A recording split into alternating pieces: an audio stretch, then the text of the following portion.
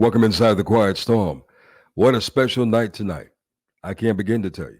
It's a special night every time I hook up with this one particular young man. This young man is no stranger to all of us. As a matter of fact, this show wouldn't be comfortably named The Quiet Storm if it wasn't for his ingenious thought. He is one of the most prolific, most kindest, amazing singer, songwriter, producer, wine connoisseur, and the list can go on and on and on and on. The only thing, which I love this brother. He's a brother to me in many ways. The only thing, though, he's a Lakers fan, but I don't hold that against him. So you know who I'm talking about: the legendary, the one and only brother Smokey Robinson. Good evening to you, brother. I know you didn't bring up basketball. I did. I do that. I did. See, you knew I was going to be in New York when you talked to me. That's why you got out of here real fast. I did. You got out of here quick. You know, I watched Smokey. Smokey, he's a tough cat. Let's not forget, Smokey comes from Detroit. I saw Smokey walk once. I'm like, yo, that's that tough guy walk. Smokey, you were a tough guy growing up in Detroit, man. I know you were. Oh, please, man. So I had to leave New York. It's good to see you, man. What's up? Brother, it is great to see you, man. And to get the word that you are performing in New York at the Beacon Theater, man. Yeah, man. It's the first time I've performed in Manhattan proper, man, in at least 15 years. So I'm looking forward to that, man. I've been playing all around. You know that, though, because you come. I've been playing all around Westbury, all on Long Island, all that, but not Manhattan, man. And so I'm really psyched. I recently heard that it's an incredible feeling. It's like a new feeling. You sing these songs and you have your show already laid out perfectly all the time, but there's a certain energy that comes over you. Can you describe this energy? This comes over you every time. I can't, man. I can't. All I can tell you, man, is that I don't get it anywhere else in life. I don't get that. I don't get that same energy. That's it. That's why I still do this, man, because I can't find anything that replaces it for me.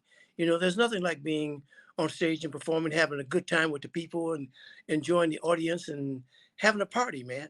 So I can't find that anywhere else. And trust me, ladies and gentlemen, if you've never seen this man do a show, it is definitely that. It is definitely a party. He takes you to many different levels. He takes you from the ground floor to the penthouse, and you're not going to want to stop because it's a non-stop party. And I love the energy that you bring to the stage. Not to mention, he is a fashionista. Oh, don't kid yourself. I've seen Smokey from the shiny suits to the most amazing, well-tailored suits. He's coming clean. He's coming clean. Brother, you never cease to amaze me with your fashion game, man. I don't know who does it. I don't know if you design it, but your fashion game is spot on. Well, thank you, my brother. I appreciate that, man. And I'm gonna miss you being here, man. I'm in New York and you're not here. Okay, I'm broadcasting, ladies and gentlemen, out of Florida at the moment. You're coming to Florida in December. Yes. So I said, you know what? I'm going to get to you when you get to Florida, brother, because I won't be in New York. I'll be back in Florida. How did the hurricane thing work out for you, man? Well, I'm on the east side. The hurricane was on the west side. I see. So that's where, unfortunately, all those wonderful folks whose homes got destroyed, my heart goes out to them because we're trying to help them in special ways. Looks like a war zone, man. It's really horrible. It really is horrible, brother. Yeah. But you're on the West Coast. You're on the West Coast. Y'all were dealing with these fires, man. So is your home okay? That happens all the time, man. Almost every year, man, because we're having such a drought out there, man. There's no water. They're cutting your water off at night, all kinds of stuff, and so it's really dry, and we have the fires every year, and then it starts raining, and the poor people who are in the fire zones have the mudslides. Yeah. But nature's got something for you everywhere you go, man. I tell people that all the time. People talk, you live in Los Angeles, they have earthquakes and stuff. Well, they have something everywhere. Everywhere. You can't get away from Mother Nature. No. Anyway, But the most important. I'm in New York. I miss seeing you because when I'm here, man, I can ride you, man, about your and all that.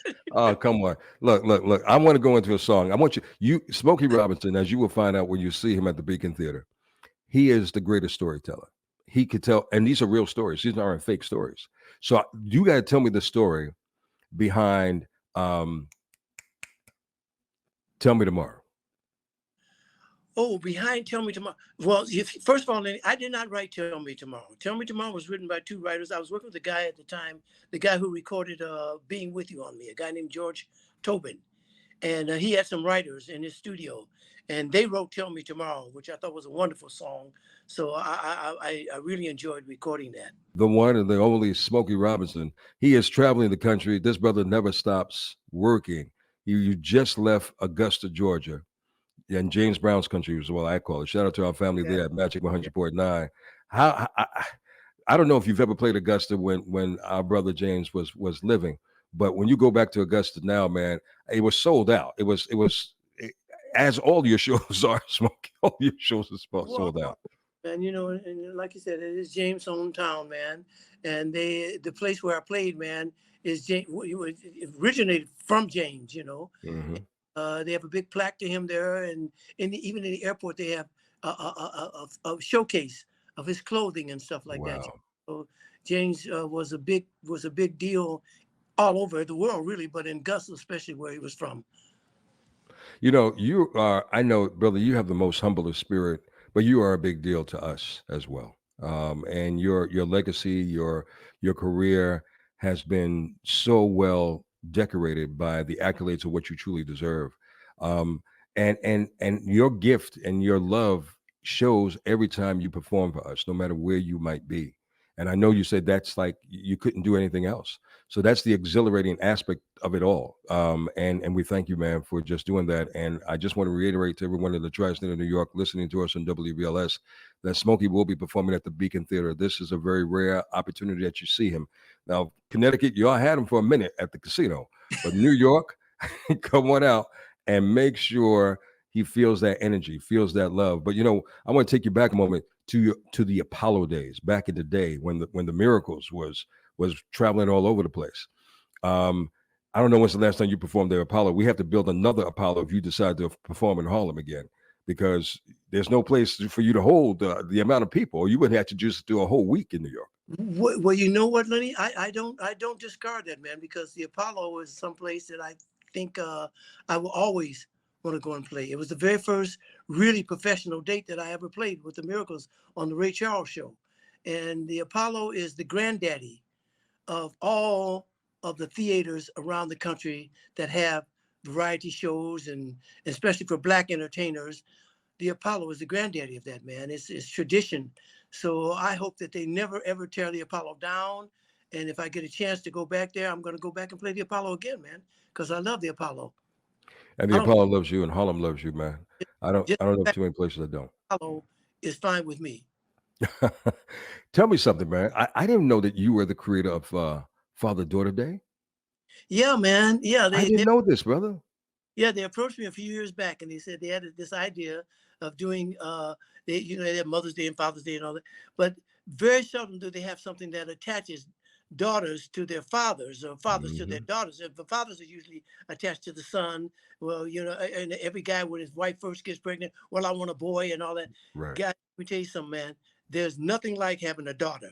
I can Wow. tell you that, because I mean I got two sons too, but my daughter, that's a whole nother ball game. So we have Father Daughter Day, man, and we've been celebrating it now for the past 4 or 5 years, and I hope that all the fathers who have daughters come on board with that, man, because it's a wonderful thing. If you are following Smokey on Twitter, you can get a little highlights of his special moment that he shared with us on with his daughter and your granddaughter, Lyric. So your daughter, you wanted your daughter to sing, but Lyric is really going to take up that opportunity, and she's going to do it for you, right? Oh yeah, she's a fantastic singer, man, and she plays the violin and the guitar and the piano. No way.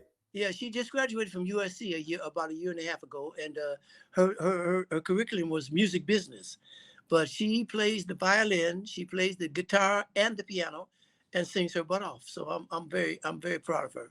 But you have to be also be very proud of your daughter, because your daughter has the business. She has the business mindset. Absolutely, yeah, she does. She well, she's on a sort of like a hiatus right now, from the clothing thing. She makes baby clothes, and Wow. her company is called Born Star. She thinks everybody's born a star, so she makes baby clothes, I love and it. she's right on a little break right now, but it's going to start back up in a minute, I'm sure. We have Smokey Robinson. In case you haven't discovered his voice, he has the most distinctive voice, talking voice, especially, but not when it comes to sports, though. And when it comes to sports, he has a whole new different level of conversation. But we're not going to get into that. Tell me the story around Who's Loving You. It's a very Um, interesting story you told me about that back in the day, and you wanted the Miracles to do it, no, no, no, no, no, man. The Miracles and I did do it. but Who's Loving You was the flip side of Shop Around, man. You know, but Shop Around first yeah, radio, man, and Who's Loving You was the flip side of that, man. so how did the Jackson Five do it? Oh, well, let me tell you that. Eventually, radio turned it over and started playing Oh, by the Miracles in Me. So it was like a kind of like a hit for the Miracles in Me. Okay. Now, when I wrote Who's Loving You, I don't think Michael Jackson was even born. no. But thank God they recorded Who's Loving You on Michael Jackson, because now it has become his song. Even if I sing part of it, concert, man, young people who were at the concert come to me and say, "Why did you sing Michael Jackson's song?"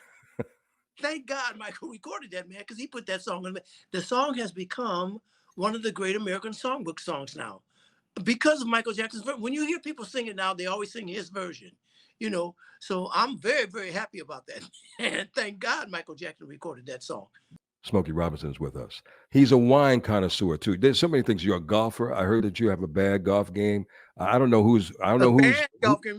A bad meaning good. No, bad meaning good. Bad meaning. They said don't go on the golf course with Smokey because That's you'll be embarrassing. embarrassing yourself. On a lot of days, that's exactly what it is. A No, bad. no, ladies and gentlemen, don't let Smokey fool you. Smokey is a great golfer. That's what I've been told. Bad meaning good.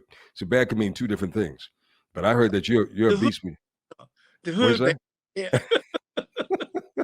But your pastime pleasure, I guess. How do you stay fit on the road, man? Because you travel almost every weekend, Smokey. Well, you know, Lenny, I've told you this before, man. I've actually been doing yoga for about 40 years, man. I stretch every day, every morning when I get up. That's the first thing I do.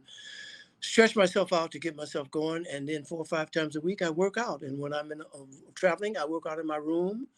And Wow. I have some workout stuff that I carry with me. and, I just work out, man, because I know that my work is grueling. You know, people look at show business and they say, "Oh man, that's easy. All you gotta do is get up here and go sing it." But it's a grueling life, man, and it's the one that I love. So I wanna do it for as long as possible. You know what, brother?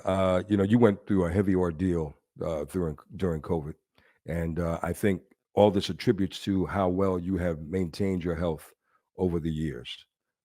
Because sometimes when our health is failing, but we're not keeping up with how we're taking care of our bodies, it kind of seeps into a deeper hole.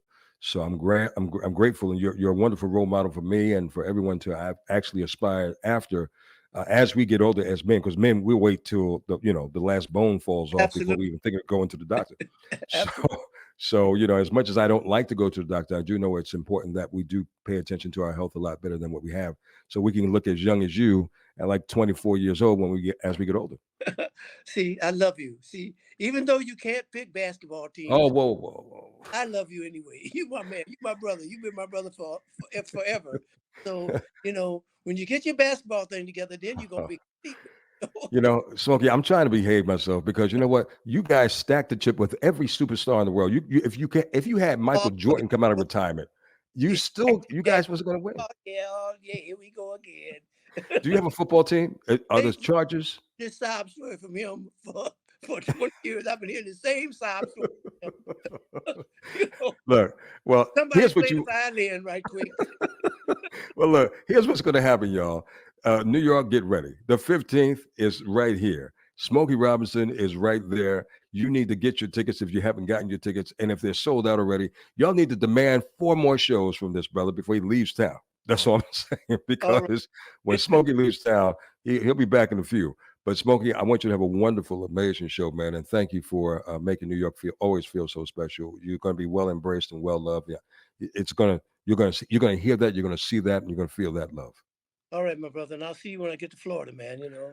And I'll I'm see gonna you. miss seeing you here because I always see you here. But I'll see you when I get to Florida. Well, thank you, brother. Safe travels to you, Smokey, and may God continue to bless you, brother. What would you like to tell your fan base that is listening not only in New York but across the country tonight? I love you guys so much, and that's why I love being with you, and that's why I still go around and travel so I can come see you. That's what I want to tell everybody. All right, brother. Be well. Be safe. Smokey Robinson, ladies and Bye. gentlemen, on Take the care. Quiet Storm. Bye.